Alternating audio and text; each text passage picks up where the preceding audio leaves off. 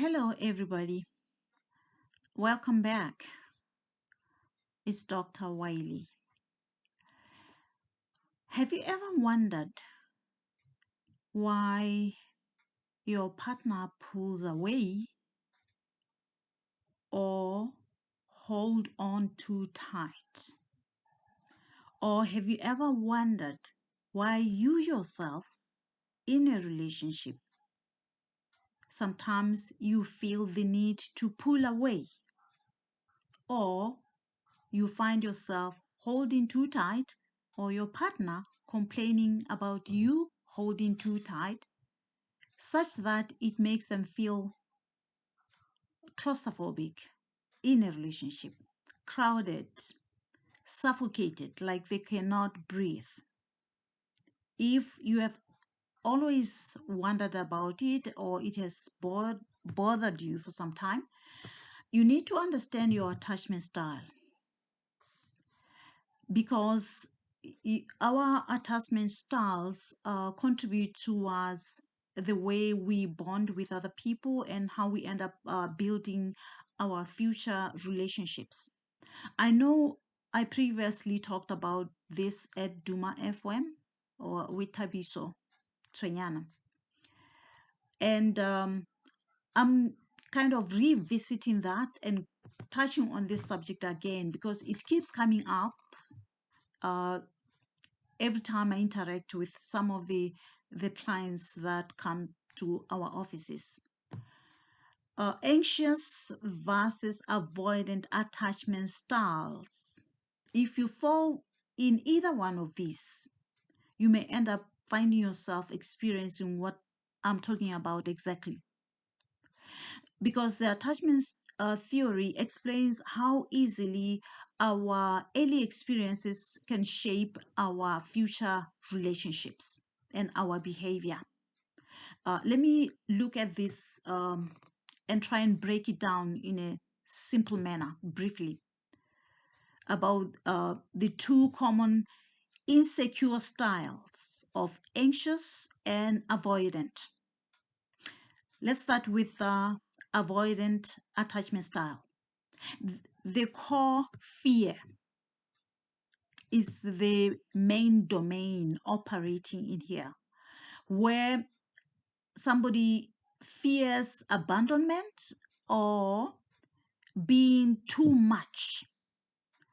And the common traits include a situation where you crave, or you are with a partner who craves closeness and constant reassurance, constantly want to be made aware that I love you, I love you, I love you. Or someone who wishes, who find themselves constantly telling their partner, I love you, I love you, I love you, and making the other person kind of feeling crowded.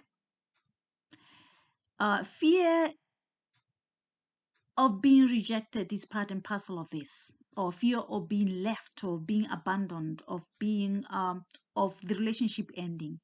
The person operating from this anxious attachment domain, which is fear dominated, overthinks messages or silences. When you send them a message, and maybe you could be busy with something in a meeting or doing whatever, and you don't quickly respond, it takes some time for you to respond, they start overthinking and concluding he or she's blue ticking me. It means she doesn't love me or he doesn't love me. And interpreting your silence as rejection, when in the meantime, you could be feeling like you need space to process certain things. You may be silent because you are driving. You may be silent because you are in a meeting. You may be silent because you are busy doing something at that time. And when the time allows and convenient, you easily be able to respond. And similarly, they appear to become clingy or people pleasing to avoid conflict. They're rooted in inconsistent caregiving, love felt unpredictable, And in other words, when they were growing up, love that was expressed towards them, that is what is created this, was unpredictable.